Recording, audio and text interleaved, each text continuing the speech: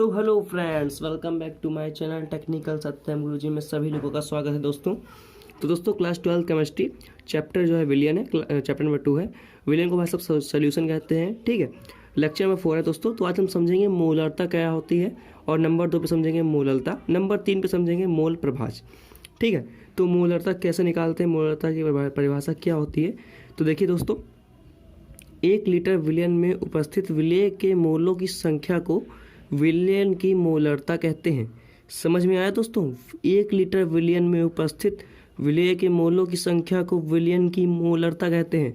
अब जो है परिभाषा से आप समझ जाइए, विलेय के मोलों की संख्या अपॉन विलयन का आयतन लीटर में, सीधे से सीधे सूत्र बन गया। मोलरता को कैपिटल एम से प्रदर्शित करते हैं, तो मोलरता कैपिटल एम बराबर NB upon V in litre में। सिंपल सा जो आपका जो है सूत्र बन गया, और सेम टू सेम सूत्र भाई साहब ये है, ठीक है। तो अब जो है अगला टॉपिक क्या है, अगला टॉपिक है मोललता। हम मोललता समझते हैं क्या होती है दोस्तों। मोललता की परिभाषा देखिए, बहुत आसान सी है।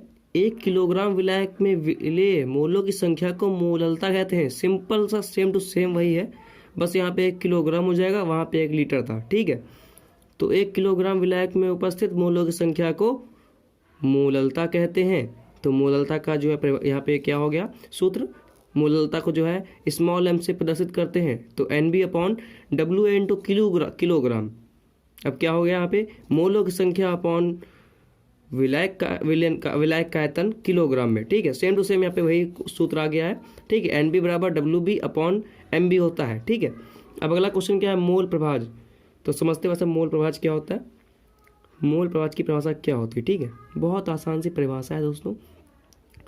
विलयन में विलेय के ग्राम अणुओं की संख्या और विलयन में उपस्थित कुल ग्राम अणुओं की संख्या के अनुपात को मोल प्रभाज कहते हैं।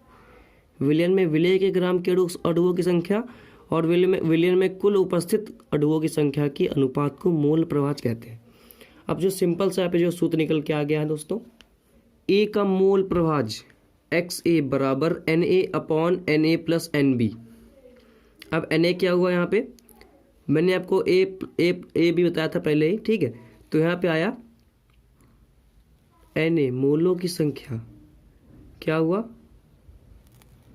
विलेय की संख्या, ठीक है। A को हम लोगों ने विलेय माना है और B को विलायक, ठीक है। तो मोलों की संख्या अपॉन विलेय के मोलों की संख्या अपॉन विलेय के मोलों की संख्या प्लस विलयन के मोलों की संख्या, ठीक है। फिर जब जो है हम लोग B के मोलों का प्रभाज निकालेंगे, तो विलायक के मोलों की संख्या अपॉन विलायक के मोलों की संख्या प्लस विलेय के मोलों की संख्या।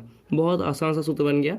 ये आपके जो है परिभाषा से सूत्र बन जाता है, बस आपको समझने की जरूरत है, ठीक है। तो फिर इसके बाद जब हम लोग जो है विलयन का मोल प्रभाज निकालेंगे, तो विलेय प्लस विलायक के मोल प्रभाज को जोड़ देंगे, तो बराबर में उसका आंसर आ जाएगा। यहाँ पे देखिए, विलयन का मोल प्रभाज X बराबर XA प्लस XB बराबर 1, ठीक है। तो उसका आंसर आ जाएगा, चिंता करने की कोई बात नहीं है। अब मिलते हैं भाई साहब नेक्स्ट लेक्चर में, लेक्चर नंबर 5 में कुछ इंटरेस्टिंग जानेंगे। तब तक के लिए भाई साहब जय श्री राम। वीडियो जरा भी अच्छी लगे तो लाइक कर देना प्लीज़ दोस्तों।